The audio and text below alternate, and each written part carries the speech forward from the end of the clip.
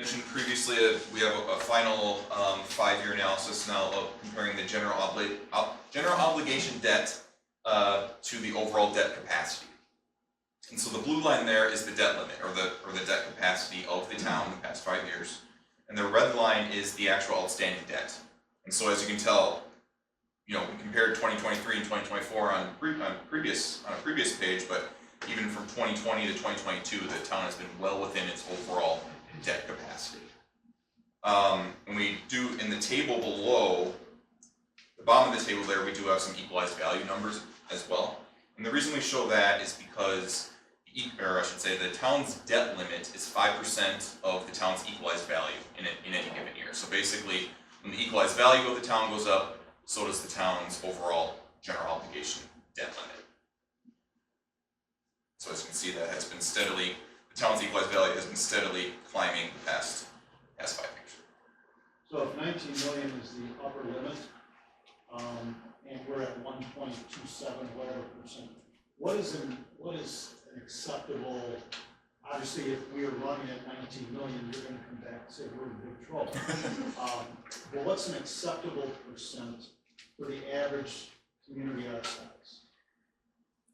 You know what? That's a great question.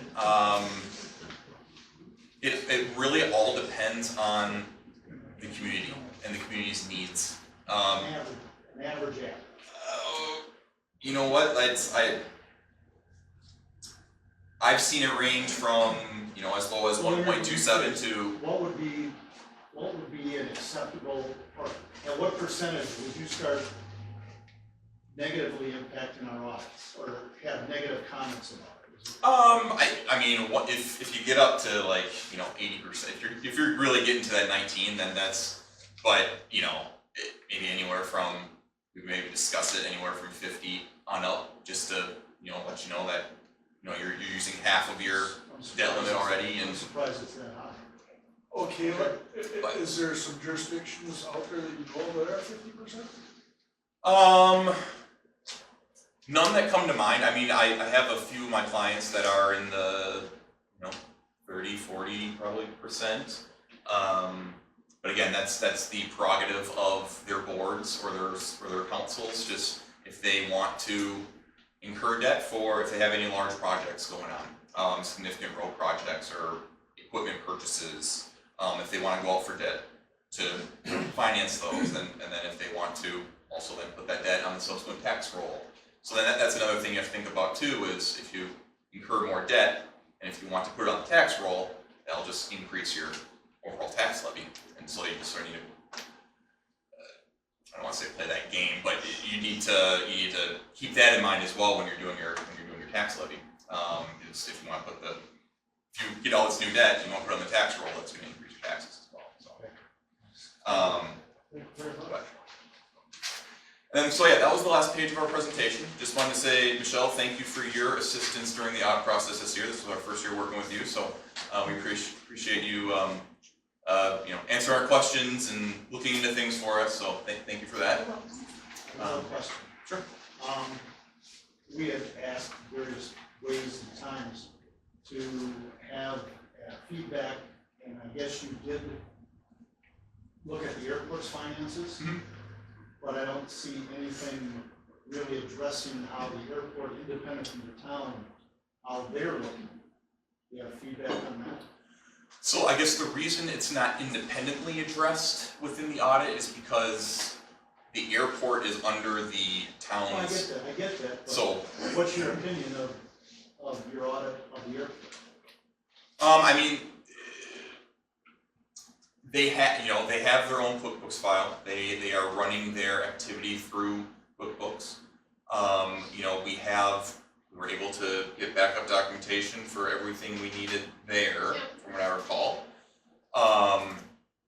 They're trying to think of their revenues versus their expenditures during the year. But I mean, from what I recall, we didn't have any major concerns with regards to the financial side of things.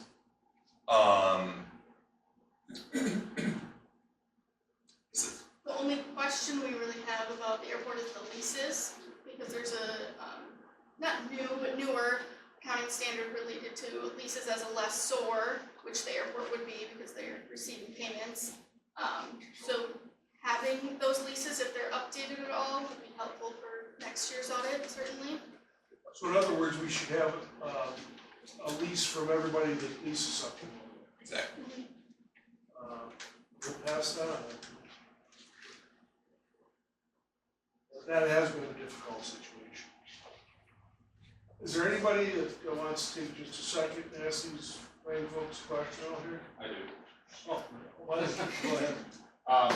Two things. One related to that. Is there any material advantage for the town to separate that, even though it's under the ownership of the town and overall still part of the potential liabilities that we have from a financial standpoint? Is it materially advantageous for us to separate it into its own fund rather than being contained within the operations of the 100 fund? So with that, under GAAP, GAAP and GASB, you are allowed to audit a singular fund, as in the general fund, and still report an unmodified opinion, as we do. Now, if you were to create a separate fund, then we would, or what would need to happen is essentially, since you basically have two funds, you can't necessarily do two separate audits per se. They would need to be combined into one audit report still, even though you have two funds. And on top of that, there would be a requirement to, I don't know if you're aware of government-wide financial statements on the full accrual basis of accounting. Those financial statements would also need to be included. So there would be some additional, on the audit side of things, some additional work there just to compile those financial statements too. But if that is something that you are interested in or looking to do, we can definitely do that. And it may, especially if you want to see directly, explicitly, here are the airport's revenues this year, here are the airport's expenditures this year, here's what they have for their cash, here's if they have any receivables, if they have any payables that year end. So, that would definitely be something that could happen, if you are interested in creating a separate fund for the airport explicitly. So that would just be your prerogative there. But advantage-wise, the advantage would be you'd be able to see it explicitly what those balances are for the airport. Over the last couple of audit reports that I guess it would have been 22, 23, now 24s that we've seen, it borderlines on the difference between a department within the community, take bigger cities, whether it's public works or fire or police or whatever. Yep. But within our framework, it's almost an enterprise fund. Sure. Because it's wholly, I'll say wholly, except for Frank being the board member over there. They have their own. It's a different board, it's not like reporting to city council or the village trustees or whatever. Sure. So that was a curious point. Obviously, there'd be increased cost, I'm assuming, to doing the additional paperwork to gather that up. And that's why I sort of brought that up, just to be full disclosure there. is that something that you guys could give us a ballpark now that we're already August and budget time is like right around the corner? Yeah, right. For 25? I think we could. Yeah, we could talk to the audit partner and sort of get a gauge as to how much that, an estimate may cost for sort of expanding, doing the full set of financial statements and whatnot, so. So, okay, that helps me on that.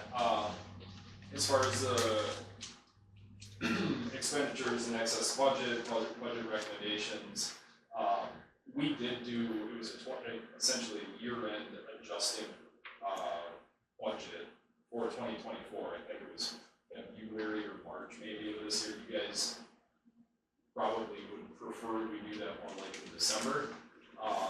But is there any actual change to whether or not, because we roll on such a cash basis on a month-to-month with things like snow plowing or whatever it might be towards the end of the year, it's really 25's, 24's expenses that come through, we pay them in January, but then also do associated budget amendment that would say, okay, well, here's $15,000 worth of snow plowing ended up in 2025, so we're adjusting 25's budget and we're also adjusting 24's budget. Sure. Also from a cash flow monitoring the cash flow standpoint, because for us, that's really what it comes down to. Yeah, right, Is just the float between the months because of the lack of fund balance that we have. for sure. And I guess with that, during the audit, we have to, when we test accounts payable, it's that exact same situation where you have these invoices that come in that, came in January, you paid in January, but it's related to a December service. So during the audit process, we record a journal entry basically to accrue those expenditures back to 2024. So, that, and like I sort of mentioned previously, that makes sense. It is sort of the prudent thing to do, doing your budget amendments, realizing that this is a pretty significant cost and it's related to 2024, so maybe you should make a budget amendment to show it in 24, kind of thing. So it is sort of, we have communities or we have municipalities that when they do sort of maybe closer to year-end budget amendments, yeah, they may do ones in January or February or even March sometimes of the next year, sort of when they already know what their expenditures are looking like for the previous year. But yeah, that would be up to, that'd be your prerogative as a board as to when and how often you would want to do budget amendments. We would probably say if there's material amounts that come in throughout the year that aren't already in your budget, then it may be a good idea to do a budget amendment. Or if there's material changes between, like Megan mentioned, between classifications, expenditure classifications that can get allocated, then that might be a good time to do a budget amendment as well. Last question. I'm gonna call them audit entries for lack of a better term.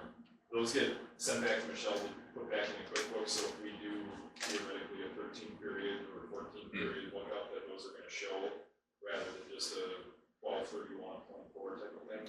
QuickBooks, I don't think they have those kinds of periods. You should post them on 12/31/24, and then. So they stay open and adjustable throughout the course of your audit.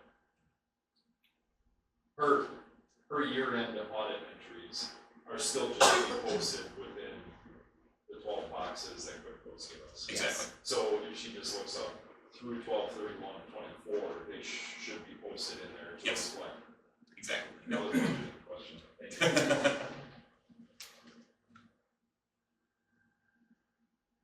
Go ahead, Joe. Many of the residents of the town, the taxpayers, always refer to the airport as an entity, which to me is an asset. And if it is an asset, there's no mention of it being an asset in here because everything is jammed together and there's no definition of it. So we don't know if that airport asset is $100, $1,000, or $1 million. This report does not tell me that. And I take objection to the fact that it does not. Second thing, when you have an airport, to me, it's an operating entity. It's almost like a division or a subdivision, whatever it is. It's not separate in terms of a total set of books because it's still owned and controlled by the town.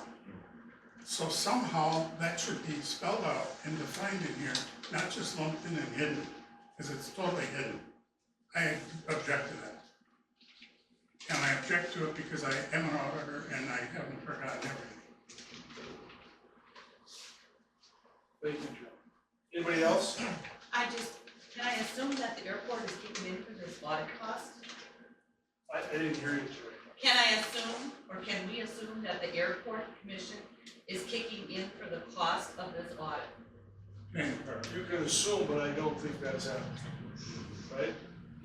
And why not? Do we know? Because it's owned by the town of Palmyra. But it's not, at least off my radar. And it's something along with some other things related to the airport that I want to make sure we review this year. Thank you. We'll stay on subject, but we did learn quite a little here, and I appreciate everything you two have let us know tonight, and thank you very, very much. And I'm sure that there'll be some follow-up from this gentleman over here and the clerk, okay? We're happy to help, so no worries. Are we all done on this subject? Thank you. Thank you. Hopefully next year we have a stronger. Number 2, Thank you. I would move that we adopt the 2024 audit report prepared by Johnson Block on behalf of Town of Palmyra and Town of Palmyra Airport for 2024. Second. motion's been made to accept the audit report from Johnson Block. And there has been a second. Is there any further discussion? Okay, all in favor signify by saying aye. Aye. Opposed? Motion carried. Number 2, request for approval of jurisdictional transfer of a portion of Highway H. Portion is under jurisdiction of the town. Reason for request. Village of Palmyra has requested this transfer to allow for development of a subdivision. Tonight, folks, we have the county administrator, Mike Lucky, with us, and I would assume that you want to address this item. I'd be happy to, yes, everyone. My name is Michael Lucky, I'm the Jefferson County Administrator. This agenda item relates to a small portion of County Highway H that we're looking to potentially transfer to both the village and the town. These types of agreements involve a significant amount of input from the state of Wisconsin because any transfer of road mileage does affect where general transportation aids and other levies get paid. And so their input has led to a draft agreement that was shared with Michelle. It would have to be signed by both the county, the village, and the town, all three parties, to formalize the jurisdictional transfer of portions of H to either the village or the town, or the village and the town, depending on kind of where the geography and the town boundaries are. Under this agreement, the town would have an additional 0.33 miles of highway, and associated levy would come with it. I think the way that I'm kind of picturing this, and I don't know if it makes sense to explain it this way, but would be really in 2 stages. The first would be that the county transfer H to the appropriate entities, and then kind of step away and allow for the village and town then to negotiate, potentially with the county's assistance, what the future of that looks like, whether there is just a kind of a maintenance agreement done for kind of these interrupted sections, or if eventually there's some type of negotiation for the village to just take the entire road into their system and assume all responsibility for it. I'm happy to walk through any documents or any questions you might have. The purpose for this was spurred by potential development along H. I talked with the engineering firm that the village has been using today and was told that the access points actually do meet county highway standards. So really the main purpose of getting this done would be to allow for Marsh Road and the intersection of that to be redesigned to be a right angle intersection rather than the angle it's at today, and also allow then for the speed limit to be dropped to anticipate some additional traffic out there as well. Dropped to what? I wasn't told, but I imagine 35, I don't know. It's 45 now. 45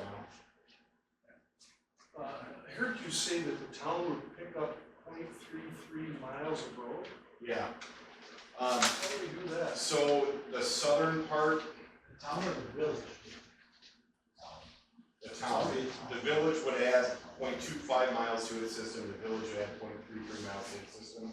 Oh, because it's a county road now, not a town. Yeah, because it's a county road, so I have just one copy, everyone's kind of see what I'm looking at.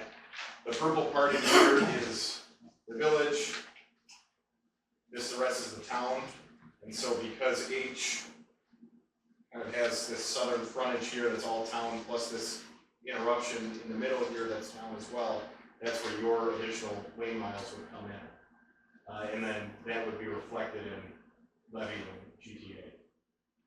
Okay, so I'm looking at my map, the green, Yeah, the green. we picked that up? That is entirely town. The areas that are red are both village and town. So the Whistler system that the state of Wisconsin would be, yeah, it would be. Right now it's all county, but the Whistler system that the state of Wisconsin uses doesn't generate maps that split like lane miles when it's center lane split like this. But the calculation would be because you would have kind of the southern portion of what's now H in some areas, the northern portion of H in some areas, and also both sides in some areas, the math works out to be 0.33 miles. So we picked up some type of revenue off that. Yes, you would. Same as the rest of the calculation in your current road system. About 7 Who pays for the redesign and construction of the intersection of Marsh Road? That would be village road, so that would be village. That's all the village engineers, and I happened to go to the village board meeting, and I listened. Other questions?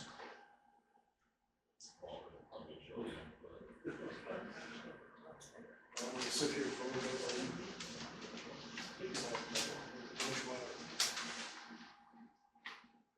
Should I? Well, we can go. Fire away. Couple, I mean, I suppose we got till 7 tomorrow morning. Don't go full Josh. So, a handful of things. The Marsh Road, the existing Marsh Road in purple is not in our jurisdiction to begin with, just for point of clarification on this map. They also did provide us with a current, I don't know that it's technically an approved site plan in one of these. I saw it come through on the email today of what that development could look like, which is this guy. I've seen that. Understanding that they want to realign it to a point, whether it stays the way that it is today and H remains a county highway, or if we do this, we still really don't have much say. I believe what the anticipated option would be is that, to Michael's point, a 50-50 center line split. Blue Spring Lake Drive is exactly the same way. Blue Spring Lake Drive on the, I'm gonna call it west, because this isn't really, but Blue Spring Lake Drive on the west is town right away, Blue Spring Lake Drive on the east is village right away. So when you pull it up on Whistler, we actually have the frontage that comes off of Highway H and it stops, and then it shows the equivalent village frontage coming around the corner, and then it does the same thing on, I'm gonna call it the northeast side of the triangle. So this is where stuff gets super janky, super fast, 15 years from now when nobody's here. Okay? So the importance of this jurisdictional transfer is worth its weight in gold, or at least silver for the time being.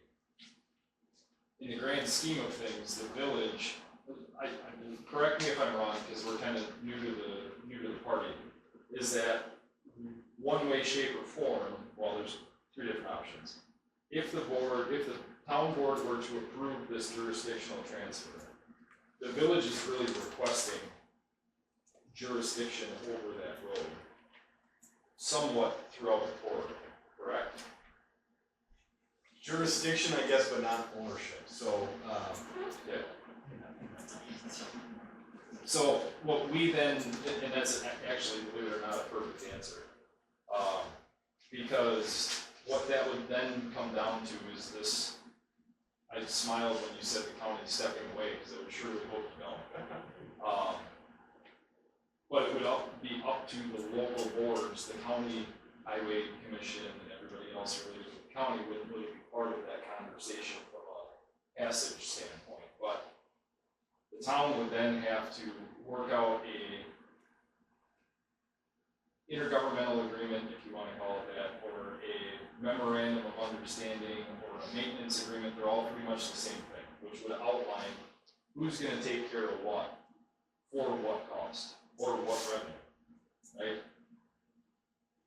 Does the town want to hold on to the $700 worth of GTA we get, and tell the village, go ahead and plow it, mow it, do all the rest of the stuff, and your carrot is the development, or some iteration thereof. But I reached out to a couple different people, and we don't have an answer yet, what potentially could become of this if the long play, where the town says, yeah, we don't care, do with it what you want, is that we create a town island, potentially. And one of those areas is at the intersection of Blue Spring Lake Drive and Highway H. Everything, I'm gonna call it east of there, on both sides of the village's park/commercial property would become an island if we don't retain at least 66 feet to connect the field on the southwest side with the the business and homes on the northeast side. Points of contemplation in the future for some level of effort, but, And then also, because it's an island, would make it at some point potentially annexed by the village, where we would use tax money as well. they would have to have landowners vote to annex. Didn't say we wouldn't. I'm not saying that they couldn't today either, because realistically, they could, either side of this, and like the We Energy substation, there's no voters there, right? So if We Energies went to the village and said, hey, we wanna be in the town of Palmyra, or in the village of Palmyra, they could annex it. I don't know that the answer is out there yet on creating a town island, because most of the time you're supposed to have a boundary agreement with the cooperative community, village to town, town to village, whatever, so. Long term, there's a whole bunch of concerns, one of which would be access to County Highway H if the village takes over the highway as a village, call it Main Street, because that probably is gonna be what it's gonna be called, right?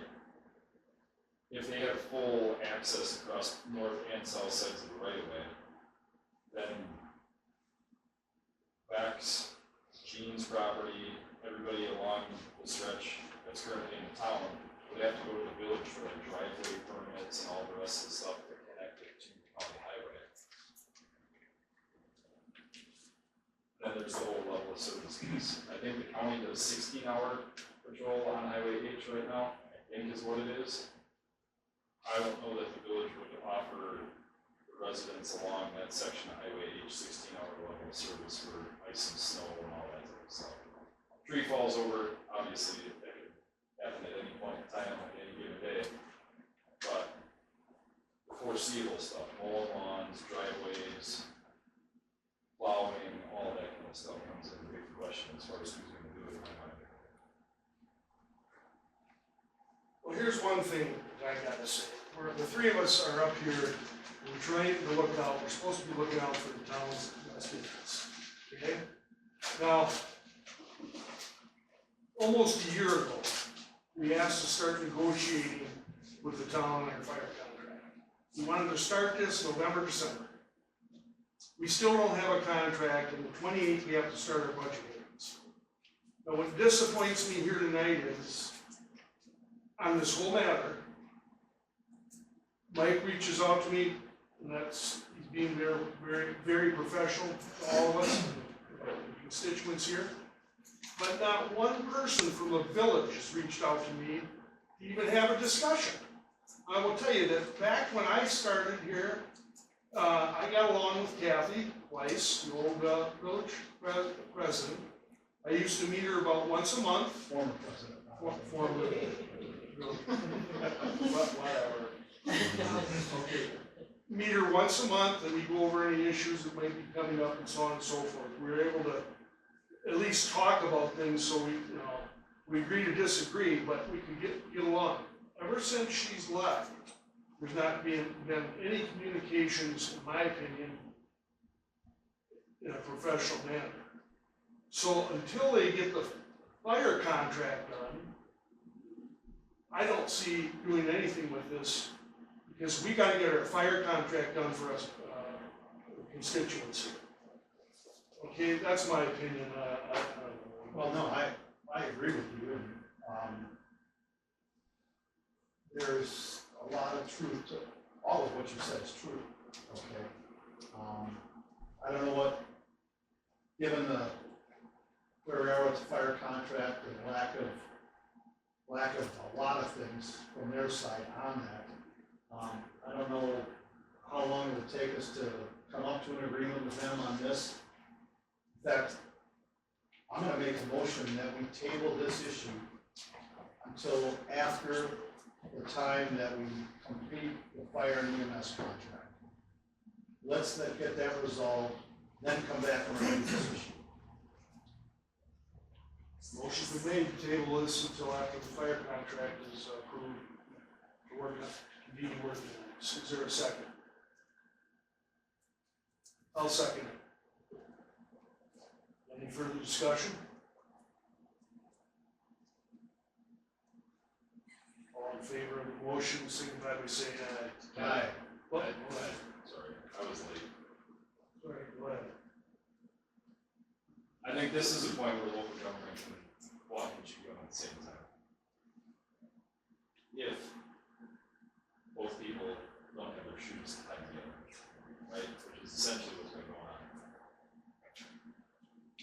I don't see a reason why we can't move forward and at least discuss this with them. And maybe let them understand that there's two sides to every story.